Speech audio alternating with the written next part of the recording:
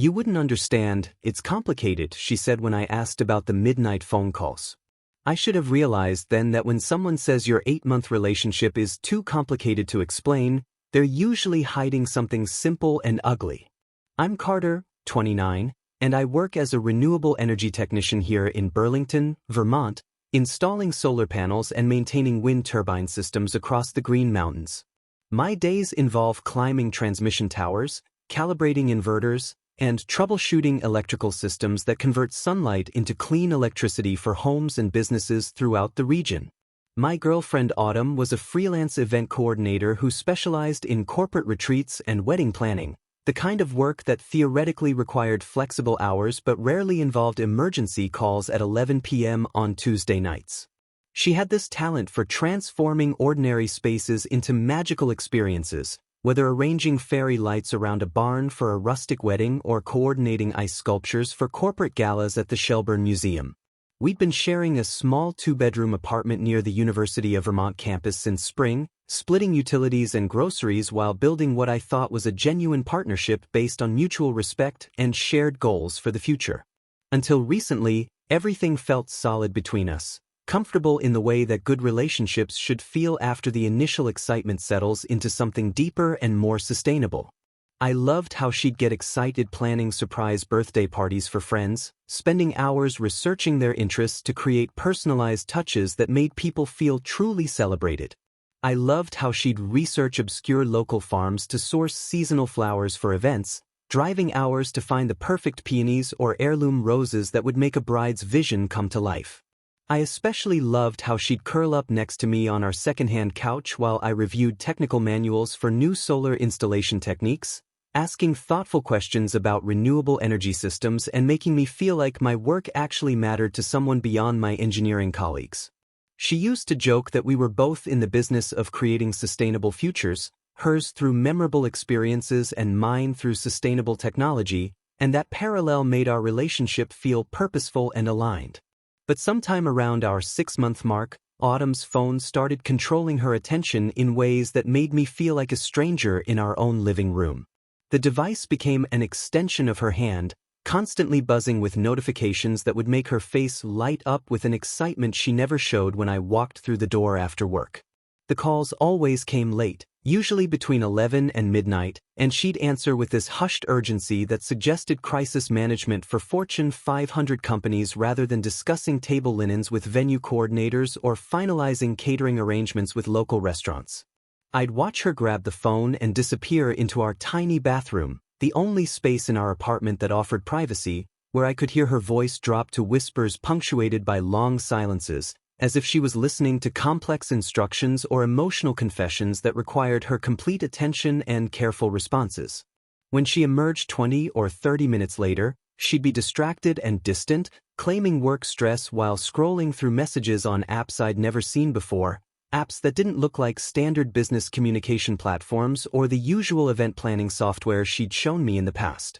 The frequency increased from once a week to nearly every other night. And when I mentioned that event planning seemed to involve an unusual amount of crisis management for someone whose clients were mostly engaged couples and small businesses planning retreats, Autumn would clutch her phone protectively and deliver variations of the same response about things being complicated beyond my understanding, as if my engineering degree and analytical mindset somehow disqualified me from comprehending the intricacies of coordinating centerpieces and catering schedules. I started noticing she'd delete her call history immediately after these conversations, something I discovered when she asked to use my phone charger and left her screen unlocked on the kitchen counter while she went to grab coffee from our French press. Her recent calls showed only mundane numbers from vendors and venues, the kind of business contacts you'd expect from someone planning events, but I knew I'd heard her phone ring dozens of times in recent weeks with that distinctive tone she'd assigned to important contacts. The emotional distance grew alongside the secretive phone behavior, creating a parallel between her digital privacy and her increasing emotional unavailability in our shared physical space.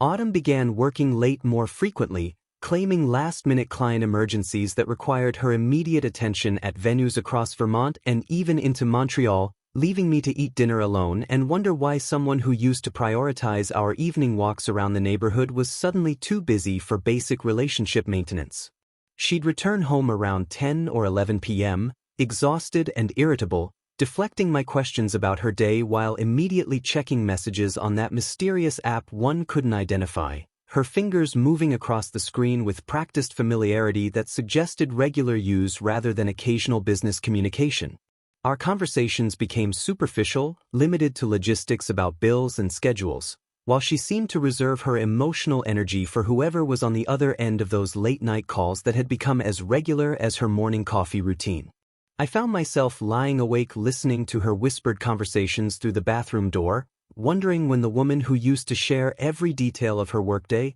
from difficult clients to funny venue mishaps, had become someone who treated basic questions about her schedule like invasions of privacy that required defensive responses and deflection. The apartment that once felt like our shared sanctuary, filled with laughter and plans for weekend hiking trips in the Green Mountains, began to feel like a place where I was merely tolerated while Autumn conducted her real life through a device she guarded more carefully than our relationship itself, checking it constantly and keeping it face down during the rare moments when we still attempted conversations about our future together.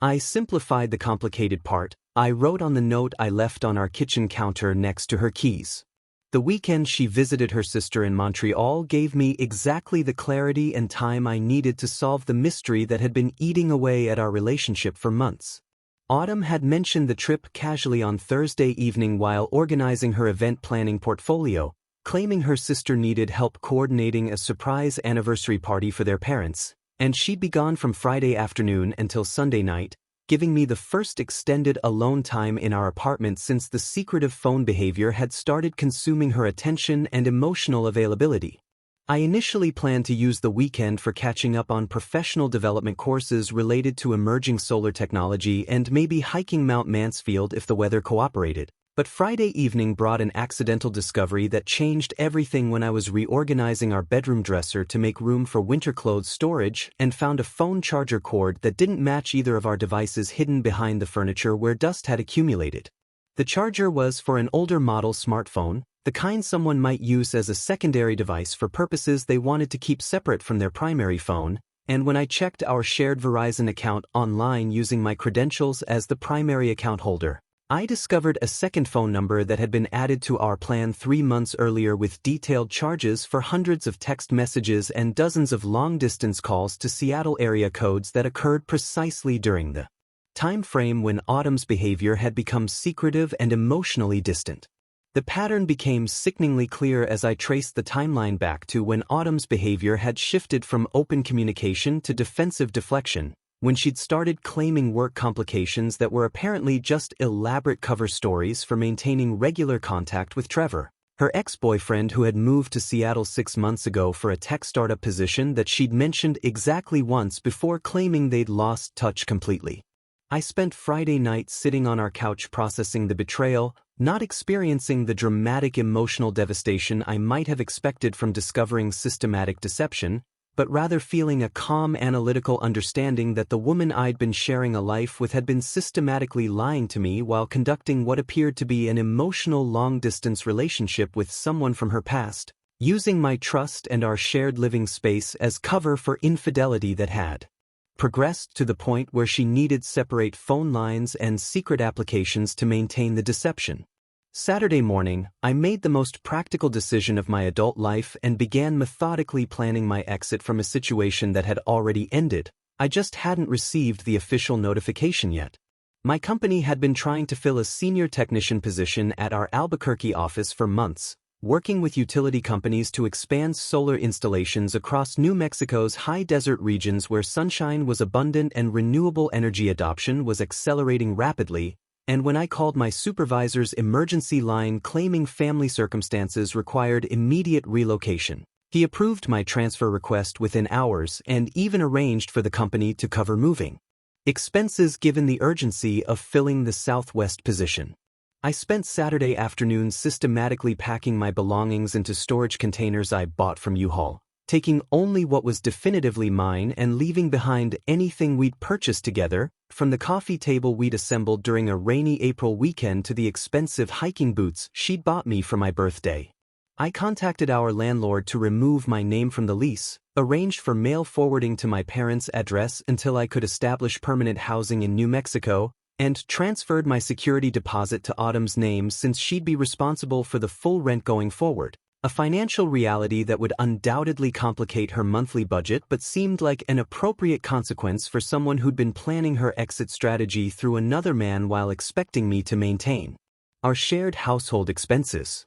I cleaned the apartment thoroughly, did 3 loads of laundry including her clothes, stocked the refrigerator with groceries that would last through the following week, and completed every household maintenance task I'd been planning to handle, wanting to leave the space in better condition than I'd found it because my personal integrity mattered more than her deception deserved. Sunday afternoon, I loaded my Honda Civic with essential belongings and drove the packed storage containers to a facility near my parents' house in Montpelier, spending the evening with my family explaining that Autumn and I had ended our relationship and I'd be relocating for work, keeping the details minimal because the specifics of her betrayal felt like private pain that didn't need to become family gossip. I returned to the apartment Sunday evening while Autumn was still in Montreal, wrote the note that summarized 8 months of relationship confusion in 6 perfectly chosen words, and left her keys next to it on the counter along with a printed copy of our cellular bill highlighting the second phone number charges and a brief formal explanation that I'd removed my name from the lease effective immediately. When Autumn returned from her sister's house on Sunday night around 9 p.m., she walked into an apartment that looked exactly as she'd left it except for the conspicuous absence of my presence and possessions. Discovering that the complicated situation she'd been managing for months had been simplified by someone who valued honesty enough to walk away from deception rather than waste emotional energy trying to fix what was fundamentally broken through her conscious choice to prioritize another relationship over our shared commitment. 6 months later in Albuquerque, I was finally building the life I should have been living all along when Autumn's digital pursuit began in earnest. I'd settled into a comfortable routine working on massive solar farm installations across New Mexico's high desert, spending my days troubleshooting inverter systems and calibrating panels that would generate clean energy for thousands of homes. Then returning to my small apartment near Old Town where I'd developed a weekend habit of rock climbing at the Sandia Mountains with a group of outdoor enthusiasts I'd met through a local sustainability workshop. The irony wasn't lost on me that I was literally harnessing the power of the sun for a living while simultaneously discovering that my personal life had needed the same kind of systematic overhaul I applied to failing electrical systems, replacing unreliable components with more efficient and dependable alternatives. My new apartment was a 1-bedroom Adobe-style unit with thick walls that kept the interior cool during blazing summer afternoons and a small patio where I could watch spectacular sunsets paint the Sandia Mountains in shades of pink and orange that made Vermont's green hills seem almost monochrome in comparison. The work was challenging and rewarding in ways that made me realize how much of my energy had been drained by constantly managing Autumn's emotional volatility and secretive behavior, leaving little mental space for professional growth or personal interests that didn't revolve around relationship damage control. I'd started dating casually, nothing serious, just coffee meetings and hiking adventures with people who appreciated straightforward communication and didn't require detective work to understand their basic intentions or availability. That's when Autumn began what I can only describe as a systematic campaign to track down my new location and insert herself back into my life through increasingly creative and concerning methods that demonstrated both impressive research skills and a troubling inability to accept that our relationship had ended through her own choices. The first signs appeared on rock climbing forums where I'd been active since moving to New Mexico, posting questions about route recommendations and gear reviews for the unique sandstone formations that characterize southwestern climbing.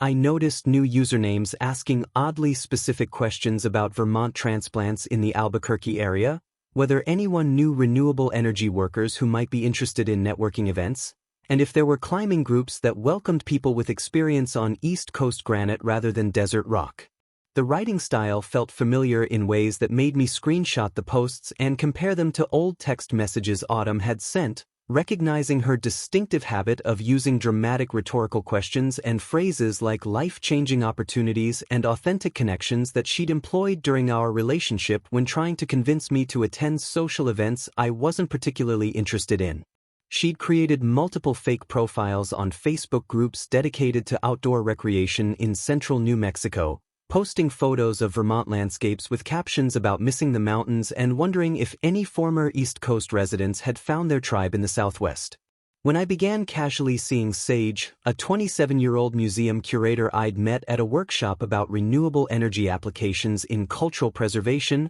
Autumn's online surveillance escalated into direct professional interference that crossed every reasonable boundary of post-breakup behavior. Sage worked at the National Hispanic Cultural Center, developing educational programs that highlighted the intersection of traditional environmental practices and modern sustainability technology, and she had this infectious enthusiasm for both art and conservation that made our conversations feel intellectually stimulating rather than emotionally exhausting. We'd been on maybe 4 dates, nothing exclusive or serious, just enjoying each other's company and discovering shared interests in hiking, photography, and the kind of thoughtful discussions about environmental policy that Autumn had always dismissed as boring professional talk. That's when anonymous emails began arriving at the museum's administrative offices, questioning my reliability and history of abandoning commitments without explanation, suggesting that staff should be cautious about personal relationships with contractors who might not maintain professional standards.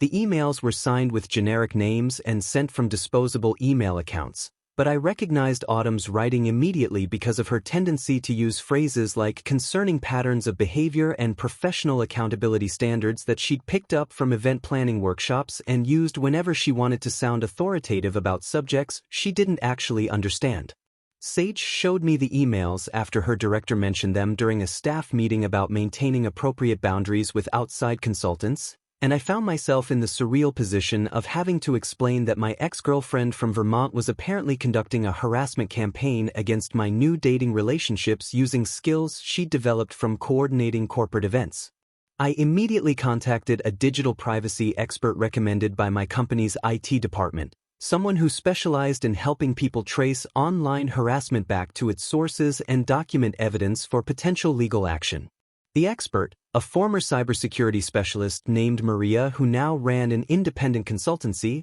helped me trace the communications back to internet cafes near Autumn's new apartment address in Burlington, confirming what I already suspected but providing the technical documentation I'd need if this behavior continued to escalate beyond annoying online posts into genuine professional sabotage that could affect my career or personal relationships with people who had no connection to our failed relationship and didn't deserve to become collateral damage in Autumn's apparent inability to process rejection and move forward with her life.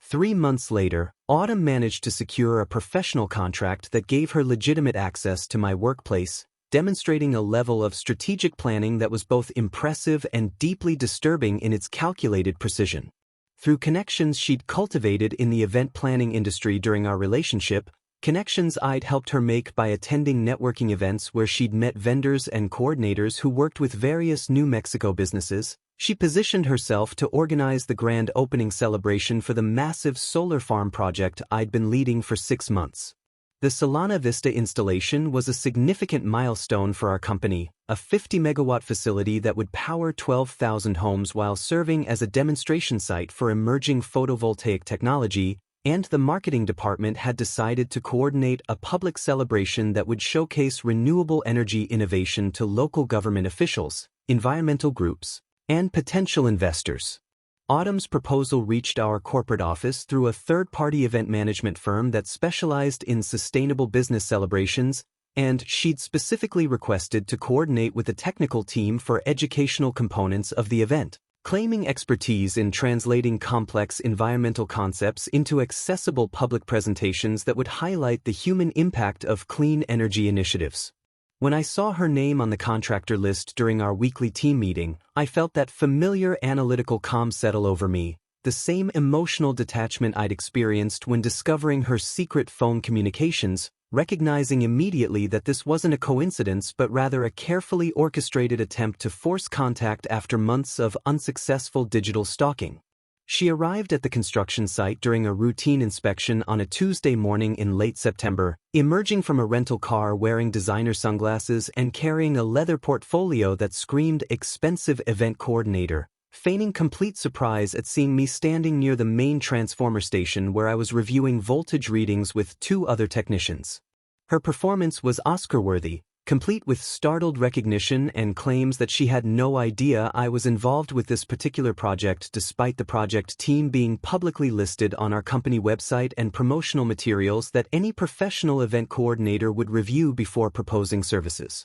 I immediately escalated the situation to my supervisor and corporate HR, providing comprehensive documentation that included photos from our relationship, screenshots of her digital harassment campaign, copies of the anonymous emails sent to Sage's workplace, and the technical analysis Maria had provided tracing the communications back to Burlington Internet cafes. Our HR department, already sensitized to workplace harassment issues, implemented an immediate policy requiring all interactions between Autumn's event planning team and our technical staff to go through a designated third-party coordinator, effectively eliminating any opportunity for direct personal contact while maintaining the professional separation necessary to complete the project without legal complications. Autumn's response to this corporate boundary was to publish a detailed blog post on Medium titled, "Silencing Women's Voices in Renewable Energy: How Corporate Policies Weaponize Professional Boundaries Against Female Entrepreneurs." A 2,000-word manifesto that portrayed herself as a victim of gender discrimination who was being systematically excluded from networking opportunities by men in the environmental sector who felt threatened by competent women challenging traditional power structures. The post gained significant momentum in environmental professional circles, shared extensively on LinkedIn and Twitter by people who had no knowledge of our personal history and interpreted her narrative as legitimate advocacy for women's representation in sustainability fields. She wrote about facing mysterious professional obstacles when trying to collaborate with technical teams, described unnamed male colleagues who used corporate policies to maintain old boy networks, and positioned herself as a whistleblower exposing systemic discrimination that prevented women from participating equally in the clean energy revolution. The irony of someone who'd maintained secret communications with an ex-boyfriend while living with another man now claiming to be a victim of professional discrimination wasn't lost on me,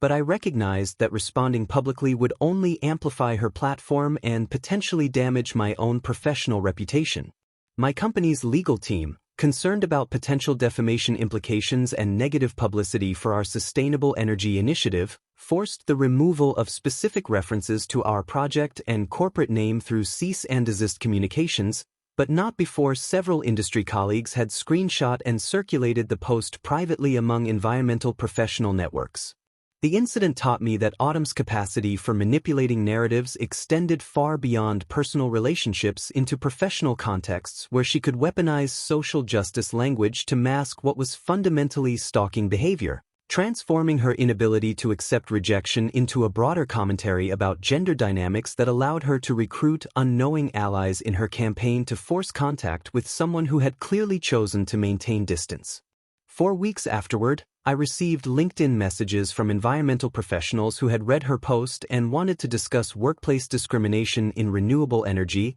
conversations that required careful navigation to avoid discussing personal details while addressing legitimate concerns about gender equity in our field that had nothing to do with Autumn's specific situation. The physical intimidation began 2 months after the blog post controversy died down, escalating from digital harassment into real-world stalking that forced me to fundamentally reconsider my personal security and living situation. Packages started appearing at my apartment complex's front office, always addressed to me with no return address but bearing postmarks from various Vermont post offices, containing items that could only have come from someone with intimate knowledge of our shared history and the specific places that had held meaning during our 8-month relationship.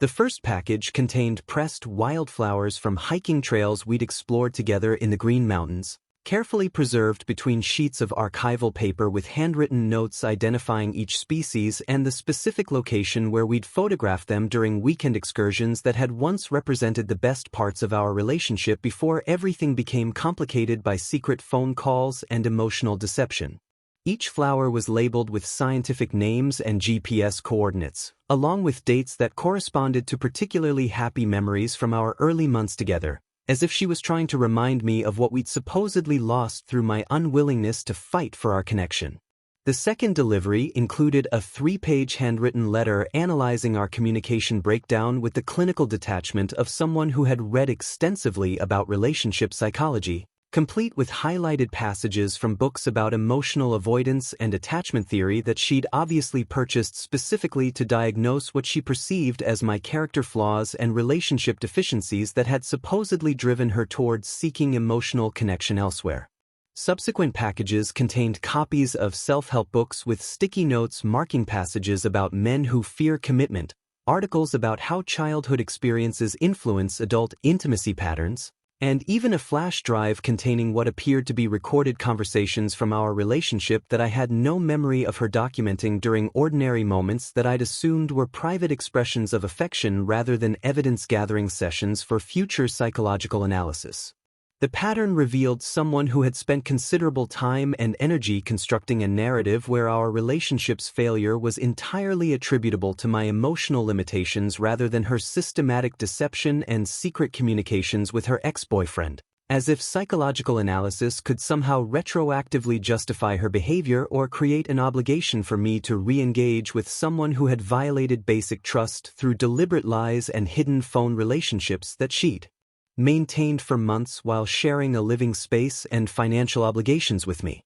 Even more disturbing was her research into my climbing schedule, which she'd apparently compiled through careful monitoring of social media posts from the outdoor recreation groups I'd joined in Albuquerque, cross-referencing my activity with local climbing forums and event announcements to predict when and where I'd be spending my weekend recreation time. I started noticing the same white Toyota Camry rental car appearing at trailheads where my climbing group met for weekend adventures, always parked at a distance but positioned with clear sightlines to the main parking area, occupied by what appeared to be a lone female figure wearing sunglasses who would start her engine and disappear whenever our group approached the area to unload gear and check route information. She began appearing at the same climbing locations we frequented, always maintaining plausible deniability about the coincidences, claiming to be exploring new areas or meeting other climbing groups that never seemed to materialize when questioned by members of our group who noticed the pattern and became concerned about someone apparently following us to remote outdoor locations.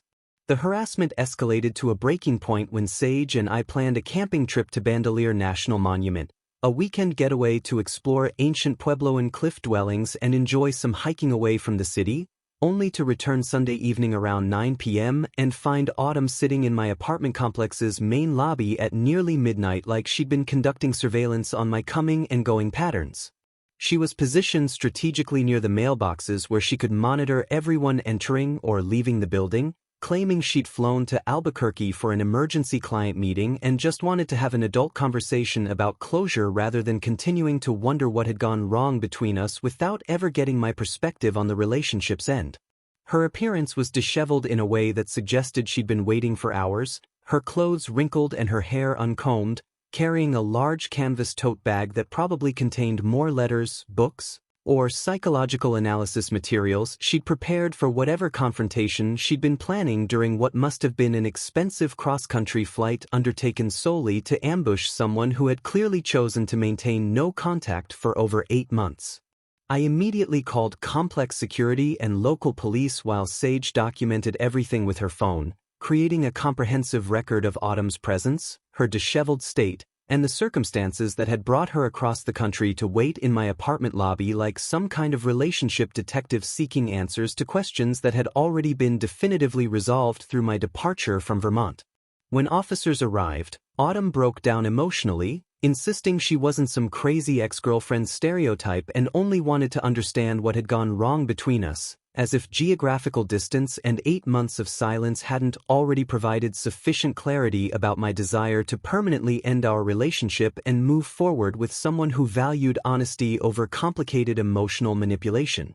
The police issued a formal trespassing warning while Autumn alternated between tears and angry declarations that she deserved answers about why I'd abandoned our relationship without giving her a chance to explain her side of the complicated situation that had supposedly driven her toward maintaining secret communications with Trevor, as if emotional infidelity could be justified through relationship dissatisfaction that she'd never actually communicated during the months she was conducting her hidden phone relationship. The protective order was approved after I presented 8 months of meticulously documented harassment evidence to a family court judge who seemed genuinely disturbed by the systematic nature of Autumn's campaign and the geographical boundaries she'd crossed to maintain contact with someone who had clearly chosen to end their relationship.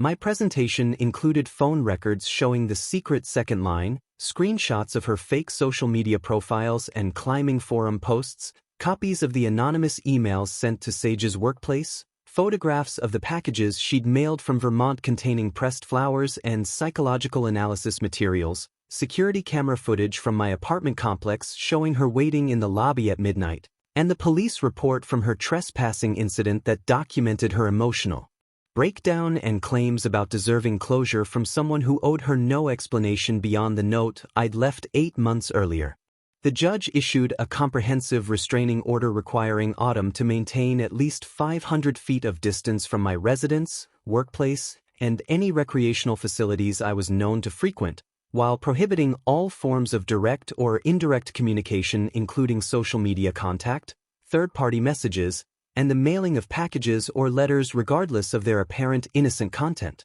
The legal victory felt hollow rather than triumphant because I recognized that someone willing to fly across the country to ambush their ex-boyfriend in his apartment lobby probably wouldn't be deterred by a piece of paper, even one backed by potential criminal charges if violated. Autumn proved my assessment correct by violating the protective order within 10 days, demonstrating either complete disregard for legal consequences or such profound psychological instability that she couldn't control her behavior even when faced with potential arrest and prosecution. She created a false identity using the name Jessica Martinez and joined my climbing gym in Albuquerque, apparently conducting enough research to discover which facility I used for indoor training during weekday evenings when outdoor climbing wasn't practical due to work schedules or weather conditions. Her disguise was surprisingly sophisticated, involving a dark wig that completely changed her appearance, colored contact lenses that transformed her blue eyes to brown, and what appeared to be professionally applied makeup that altered the structure of her facial features enough that I didn't immediately recognize her during a Tuesday evening bouldering session until she approached me directly and began asking questions about route recommendations in a voice pitched slightly lower than her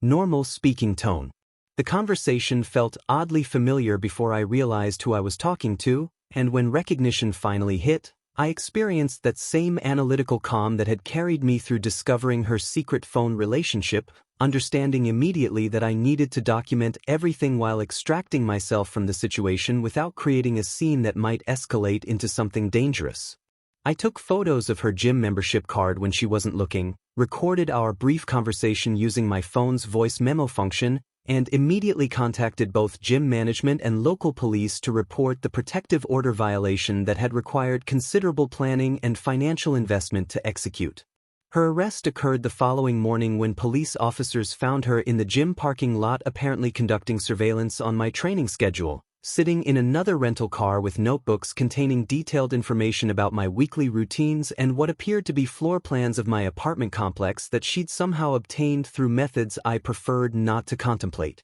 The arrest led to court-mandated psychological evaluation and anger management program enrollment, legal consequences that finally provided external validation of what I'd been experiencing for months while also revealing the underlying mental health issues that had driven her to cross state lines multiple times in pursuit of someone who had clearly chosen to maintain no contact with her. During the legal proceedings, I learned that Autumn had been diagnosed with attachment disorder and obsessive tendencies related to abandonment trauma from her childhood, psychological conditions that explained but didn't excuse her systematic violation of boundaries and inability to accept rejection from someone who had discovered her deception and chosen to prioritize honesty in future relationships. The court-ordered therapy and anger management program kept her occupied in Vermont for the next 6 months while I finally experienced the peace and stability that should characterize normal adult life, allowing my relationship with Sage to develop naturally without the constant threat of harassment or professional interference from someone who couldn't accept that their own choices had ended our connection.